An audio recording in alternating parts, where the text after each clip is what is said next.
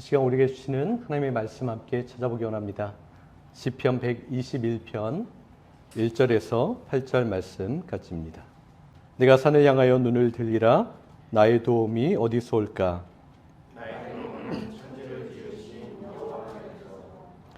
여호와께서 너를 실족하지 아니하게 하시며 너를 지키시는 이가 졸지 아니하시리로다.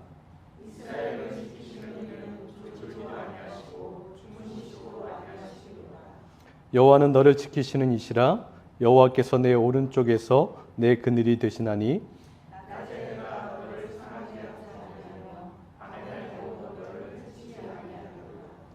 여호와께서 너를 지켜 모든 환난을 면하게 하시며 또 내 영혼을 지키시리로다. 여호와께서 너의 출입을 지금부터 영원까지 지키시리로다. 초원의 집이라는 아주 오래전에 방영했던 드라마가 있습니다. 여러분 보신 적 있으세요? 1800년대 후반 남부 지역에서 살았던 한 가정의 이야기를 다룬 드라마였어요. 잉걸스라는 그 가족의 이야기입니다. 제가 인터넷을 찾아봤더니 미국판 전원일기라고 하더라고요. 그런 드라마가 있었어요. 형편은 어렵고 힘들지만 착실한 신실한 청교도 신앙을 가지고 착하고 선함으로 살았던 한 가정의 이야기였어요. 저도 어렸을 때 이 드라마를 봤는데 기억에 남는 한 장면이 있습니다. 주일 아침이 되면 이 부부와 세 딸이 있었는데 일찍 일어나서 굉장히 분주하게 움직입니다. 깨끗하게 씻고 옷들이 많지는 않지만 자신이 가지고 있는 옷 중에서 가장 좋은 옷으로 정갈하게 입고 머리도 이쁘게 빗질을 합니다. 가족 모두가 무엇이 그렇게 기쁜지 준비를 마치고 마차에 올라서 예배당에 교회에 예배 드리러 가는 그러한 모습이 있었어요. 그리고 그들의 표정에는 기쁨과 감사함, 하나님 앞에 예배 드리러 갈 수 있는 어떤 그 즐거움이 넘치는 모습이 보였어요. 그리고 그 모습이 참 좋아 보였습니다.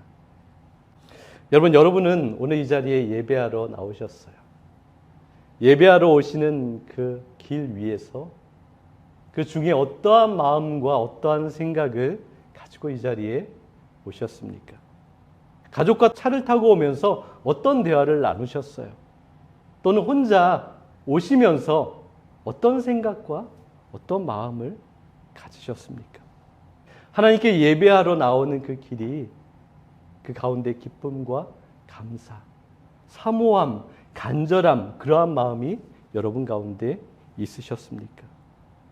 아니면 아무런 사모함도 없는 그냥 메마른 무미건조한 그러한 심령은 아니셨습니까? 기쁨과 감사와 소망의 마음은 없이 어쩔 수 없이 의무감으로 때론 예배하지 않으면 안 된다는 그 두려움 때문에 그러한 마음으로 이 자리에 오진 않으셨습니까? 물론 매주일 예배하러 나오는 그 순간마다 설렘과 기쁨, 감사와 즐거움이 넘친다는 것, 사실은 그것은 불가능할지도 모르겠어요. 왜냐하면 우리의 삶의 자리와 우리가 매일 감당하는 현실의 삶 속에서는 감사할 것들이 그렇게 넘치지 않아요. 즐거운 일들이 생각보다 많지 않기 때문에 그렇습니다. 그리고 여러 가지 걱정거리가 있거나 마음에 불편한 것들이 있을 때 예배 드리러 올 때 즐겁지 못한 것이 사실 솔직한 그런 마음이잖아요. 그래서 예배 드리러 오는 그 길 위에서나 아니 예배 드리는 이 순간까지도 여러 가지 걱정과 여러 가지 생각 때문에 내 마음속에 내 머릿속에 그 모든 생각들이 휘젓고 다니고 있지는 않습니까?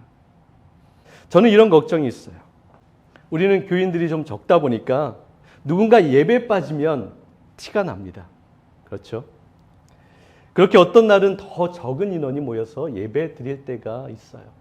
그때 여러분 중에 누구 한 명이라도 예배에 오지 않은 그 사람 때문에 걱정하거나 실망해서 하나님 앞에 예배하고 하나님을 집중하지 못하는 그러한 마음을 혹시 가질까 하는 그러한 걱정과 마음 쓰임이 저에게는 있습니다.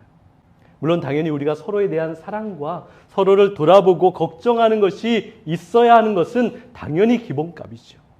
그럼에도 하나님께 예배하는 순간에는 우리가 하나님만 바라볼 수 있어야 합니다.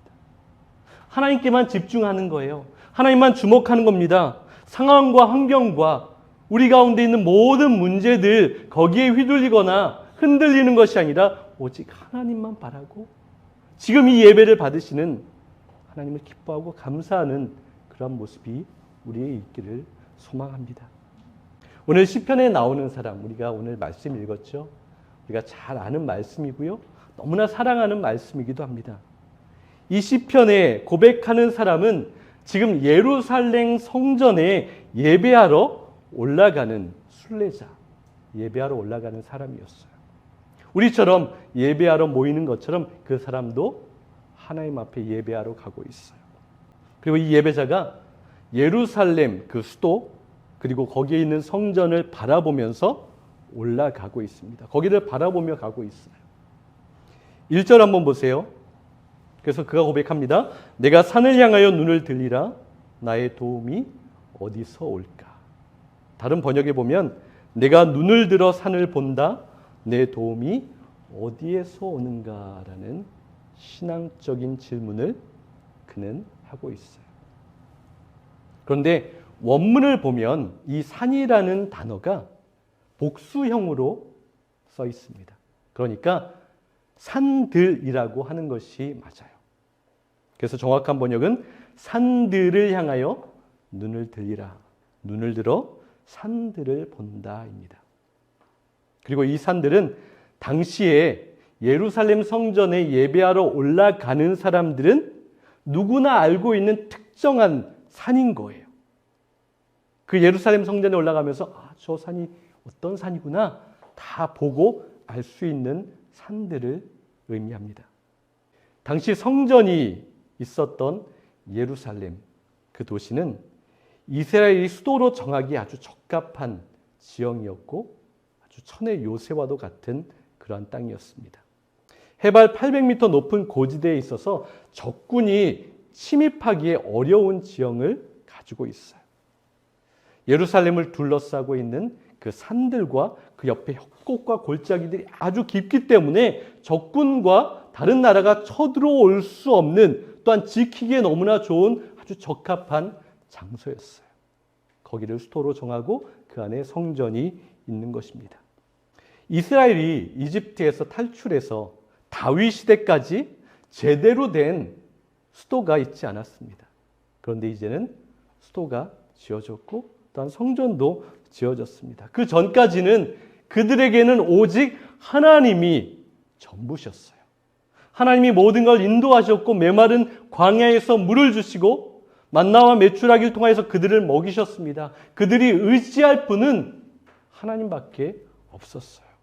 그들을 보호하시고 책임지셨습니다. 그래서 그들은 언제나 하나님만 바라봤고 하나님이 나의 도움이 되시고 나를 살리시는 분이시다라는 고백이 자연스럽게 흘러나올 수밖에 없었습니다. 그런데 이제 시간이 지났어요. 그들이 가나안 땅에 정착했고요. 수도도 정했습니다. 아름다운 도시도 건설했어요. 그리고 거기에 아주 화려한 성전도 잘 지었습니다. 그렇게 이제는 동쪽과 서쪽, 남쪽에 자리 잡고 있는 그 든든한 그 큰 산들이 그 성전과 예루살렘 도시를 보호하고 있어요. 지금까지 경험하지 못했던 안전한 보호막을 그들은 갖게 되었습니다. PPT 한번 보세요. 시편의 이스라엘이라는 그러한 그림입니다. 그 이스라엘 백성들이 그 시편 그 시대에서 그 예루살렘 성전과 그 수도를 생각할 때 이러한 그림이 아니었을까라는 어떤 작가가 그려놓은 것이 있어요. 성전이 있고요. 수도가 있고 거기를 둘러싸고 있는 산들이 아주 아름답게 세워져 있습니다. 이스라엘의 방패 역할을 하던 저 산들이 점차 시간이 지나면서 어떻게 변질이 되었는지 아세요? 저 산들이 마치 그 백성들에게 하나님처럼 자신들을 지켜준다라는 인식을 하게 되었어요. 그리고 저 산에는 그냥 어떤 지형적인 것만 있는 것이 아니라 그 안에 많은 산당들이 있었어요. 그들이 섬기고 믿는 우상신들도 있었고요. 거기에서 그들의 마음이 빼앗겼다는 거예요. 바로 저 산이 하나님의 위치를 대신하였어요. 그리고 그들은 그 산들을 절대적으로 의지하게 되었습니다. 수많은 사람들이 예루살렘에 올라가면서 그리고 예배하러 올라가는 사람들조차도 밑에서부터 올라가니까 그 화려한 모습이 보이는 거예요. 그 웅장한 모습이 보이니까 그 마음에 이런 생각이 들어요. 아, 이제 저 산을 보니까 저 산이 우리를 지켜주겠다. 우리는 든든하다. 우리는 안전하다. 우리는 이제 싸워서 이길 수 있다. 두려울 것이 없다. 저 산이 우리의 도움이 된다라고 그들은 그렇게 생각했어요. 여러분, 그런데 잘 보니까 우리에게도 그러한 산들이 있습니다. 여러분들에게 있는 산들은 무엇인가 한번 생각해 보세요. 여러분들 어떤 산들을 가지고 계세요? 때로 부모님이 우리의 산들이 되기도 합니다. 자녀가 우리의 산들이 되기도 해요. 내가 가진 재산이 그 산들이 되기도 합니다. 내가 다니는 직장이 그 산들이 되기도 해요. 내 편이 되어주고 나를 지지해주는 사랑하는 누군가, 내 친구가 그 산들이 되기도 합니다. 여러분들에게 있는 그 산들은 무엇인가요? 한번 잠시 생각해 보세요. 저에게 그 산들은 무엇일까 한번 생각해 보았습니다. 아르헨티나와 한국에 있는 부모님들이 떠올랐어요. 외부에서 우리 교회에 후원 헌금을 하시는 분들이 떠올랐습니다. 저를 걱정하고 격려하는 분들이 생각났어요. 그리고 이 자리에 있는 여러분 한 분 한 분이 떠올랐습니다. 비빌 언덕, 의지할 산처럼 느껴졌어요. 사실 모든 분들이 너무나 소중하고 아름다운 그런 분들이세요. 우리를 돕고 우리에게 힘을 주시고 격려하는 그런 아름다운 존재들입니다. 그럼에도 때로 하나님께서 그 산들을 의지하지 못하게 하실 때가 있어요. 실망하게도 하시고 아픔을 경험하게도 하시고 모든 것을 흔들어서 그 산, 나의 힘이 되고 나의 의지가 되는 것이지 라는 그러한 것들을 하나님께서 깨뜨리실 때가 분명히 있습니다. 제가 아는 선교사님 한 분이 계신데요. 그분은 사역을 시작하면서 초대형 교회에서 그분을 후원하셨어요. 알려지기로는 그 교회에서 후원을 하면 살아가는데 재정적으로 어려움이 없는 그러한 후원을 받는다라는 이야기도 들었습니다. 그런데 그 교회가 잘못된 결정과 어떠한 모습을 보이게 되면서 그 선교사님이 거기에 동의하지 아니하시고 그것이 잘못되었다라고 그렇게 주장했을 때 그 일 때문에 그 교회에서 받는 그 후원이 끊어지게 되었고 그분은 재정적인 어려움을 겪게 되었습니다. 그 선교사님이 이후에 이런 고백을 하셨어요. 자신은 지금까지 그 돈 많고 힘 있는 교회를 의지했었다라는 거예요. 나를 지지해 줄 그 인맥을 의지했다고. 그래서 힘들지 않았고 두렵지 않았고 항상 자신만만하게 그 모든 것을 감당했다라고 이야기하셨어요. 그리고 그랬던 자신이 너무나 부끄럽다라고 고백하셨어요. 하나님만이 나의 도움이시고 하나님만이 책임질 수 있다는 것을 잊고 있었다라고 회개하셨어요. 여러분, 진정한 도움은 그 산들에서 나오는 것이 아니에요. 진정한 도움은 그 산들을 만드시고 지으신 하나님께로부터 온다는 사실을 우리는 알아야 합니다. 2절 한번 보세요. 그래서 그 신앙의 사람은 이렇게 고백하고 있어요. 나의 도움은 하늘과 땅을 만드신 여호와에게서 온다. 그 사람은 진정한 도움을 바라보았어요. 많은 사람들이 그 산을 바라보면서 올라가는데 그 산과 그 도움을 지으신 하나님께로부터 그 도움이 온다는 것을 그는 알았어요. 여러분, 성숙한 믿음과 그렇지 못한 믿음의 차이는 어디에 있습니까? 그 차이는 바라봄에 있습니다. 모두가 눈을 들어봅니다. 그런데 어떤 사람은 시선을 들기는 드는데 그 산들에 그 시선이 머물 때가 참 많이 있어요. 그 산들은 무엇입니까? 하나님께서 허락하신 사건들이에요. 하나님께서 우리에게 축복으로 주신 것들도 있습니다. 그런데 거기에 시선이 머물 때가 많아요. 그런데 사실 우리의 마음을 한번 솔직히 들여보십시오. 우리는 그 산들에 우리의 시선이 머물 때가 더 많고 그것이 자연스러운 것 같아요. 왜 그렇습니까? 우리에게 직접적으로 영향을 주고 도움을 주고 현실적인 어떠한 해결책을 제시해 주는 것이 그 산들이기 때문에 그렇다라는 거예요. 그 산들이 분명히 축복임에도 불구하고 우리의 시선이 그런데 거기에 머물게 되면 그 축복조차도 우상으로 변질되고 바뀌어버린다라는 것을 우리는 기억해야 합니다. 그래서 나의 믿음과 나의 마음을 매번 흔들어 버리는 거예요. 내가 믿었고 의지했던 것들이 나를 실망시킵니다. 나를 아프게 하기도 해요. 그것을 하나님께서 기뻐하시지 않기 때문에 하나님께서 때로 우리에게 흔들어서 깨우치고 알게 하십니다. 그래서 진정 성숙한 믿음은 그 산의 시선이 머무는 것이 아니라 그것을 지으시고 그 위에 초월하신 하나님께로 조금 더 시선을 들어 하나님을 바라보는 것. 그것이 진정한 믿음인 거예요. 하나님께서 나의 도움이 되심을 믿으면 우리 마음 깊은 곳에서 진정한 기쁨과 감사가 샘솟아 오르게 되는 거예요. 그래서 가진 것이 없어도 주눅들지 않아요. 여러분 주눅들지 마십시오. 상황이 어려워도 두렵지 않습니다. 생각했던 대로 이루어지지 않아도 실망하지 않게 됩니다. 후원이 있어도 없어도 괜찮습니다. 교인이 많아도 적어도 상관없어요. 오해받아도 상관없습니다. 미움받아도 견딜 수 있어요. 힘들고 아파도 참고 견딜 수 있어요. 왜냐하면 나의 도움이 되시는 하나님께서 나를 보고 계시고 내 곁에 계시기 때문에 그렇습니다. 여러분 하나님을 여러분의 도우심으로 삼으시기를 바랍니다. 하나님만이 여러분의 피난처로 의지하고 인정하십시오. 여러분 시편 속의 이 예배자는 사실 현실의 삶 속에서 굉장히 외로웠을 거예요.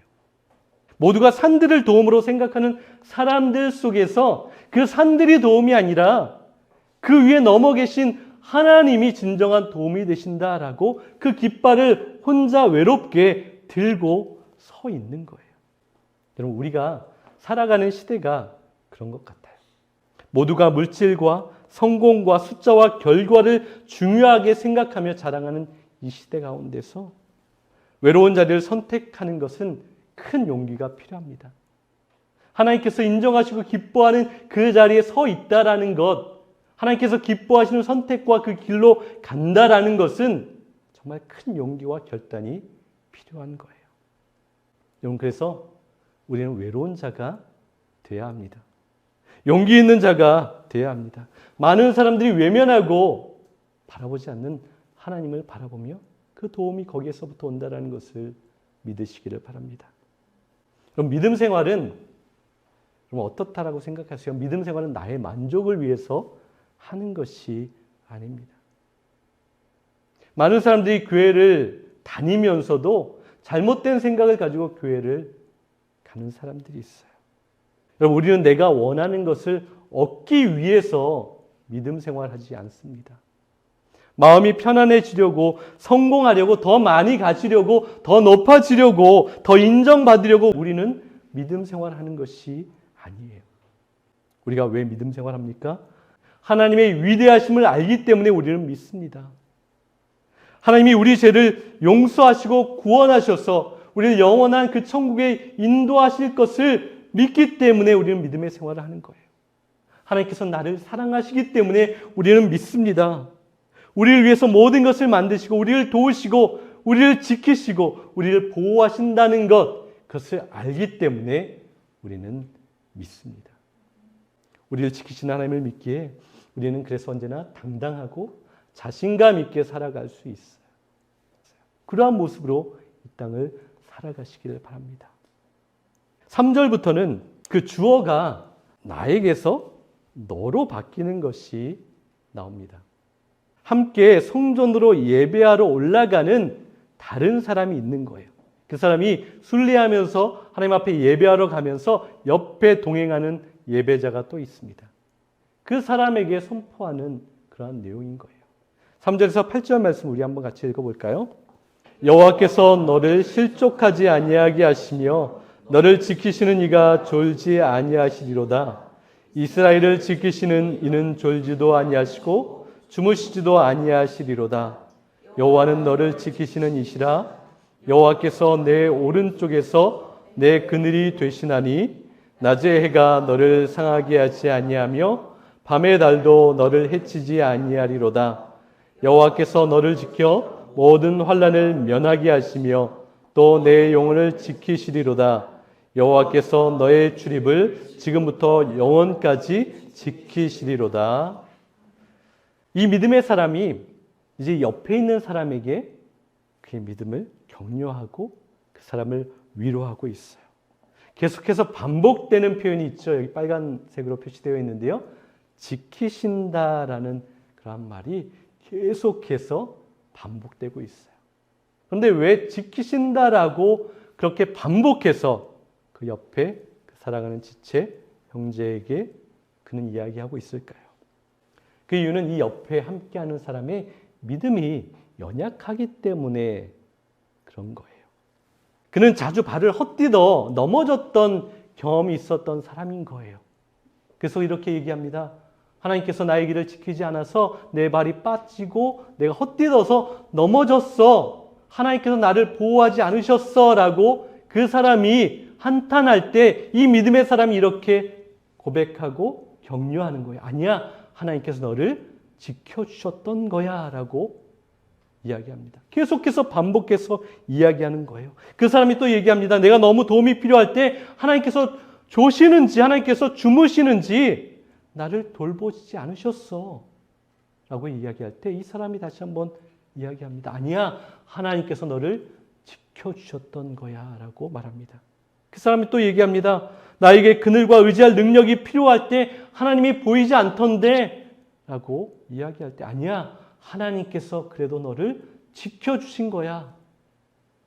그 사람이 또 얘기합니다. 내가 아파서 고통당할 때, 누군가 나를 힘들게 할 때, 내가 상처받고 무시당하고 눈물을 흘릴 때 하나님이 나를 돌보시지 않던데 라고 탄식할 때 이 사람이 또 격려합니다. 아니야, 하나님이 너를 지켜주신 거야 라고 그렇게 해서 반복해서 그를 위로하고 그를 위해서 기도하고 있습니다.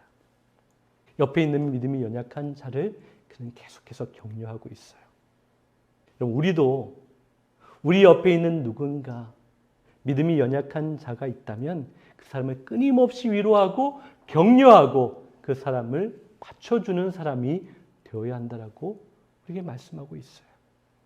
우리는 누군가를 위해 엎드려서 내 등을 내어줄 수 있는 사람이 되어야 합니다. 우리의 믿음이 성장하면 성장할수록 그러한 모습을 보여야 하는 거예요.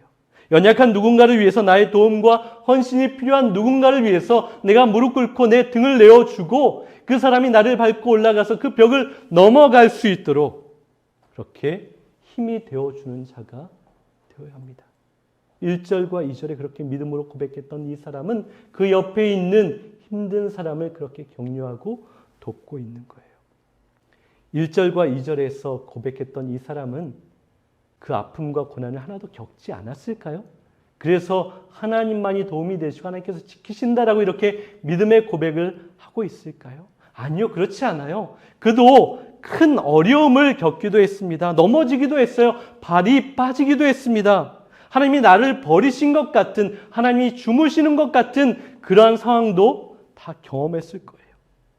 하나님이 내 힘이 되어주지 않으셨던 것 같은 경험도 분명히 했을 겁니다. 아픔을 겪고 상처도 받고 고통의 시간도 지나고 암흑의 골짜기도 그는 걸었을 거예요. 그런데 그는 어떻게 이런 믿음의 고백을 할 수 있을까요? 한번 7절을 보세요. 여호와께서 너를 지켜 모든 환난을 면하게 하시며 라고 기록하고 있죠. 그런데 히브리어 원어를 보면 더 자세한 번역은 이것입니다. 그 밑에 있죠. 여호와께서 너를 모든 환난에서 지키시며 라고 되어 있어요. 원문에는 모든 환난을 면하게 하신다라는 표현이 없습니다. 우리는 어떻게 생각하죠? 내가 하나님을 잘 믿으면 내가 열심히 기도하면, 내가 선하게 하면 하나님께서 나의 모든 환난과 고난을 면제해 주시면 너무나 좋겠다라고 생각해요. 그리고 그렇게 기도합니다. 그런데 오늘 원문에 보면 하나님께서 그 환난을 면제해 주시겠다 하지 않으시고 그 환난 가운데 지켜주신다라고 하나님께서 말씀하고 있어요. 여러분, 우리에게는 환난이 면제되고 피해가지 않습니다. 우리도 다 고난을 받아요.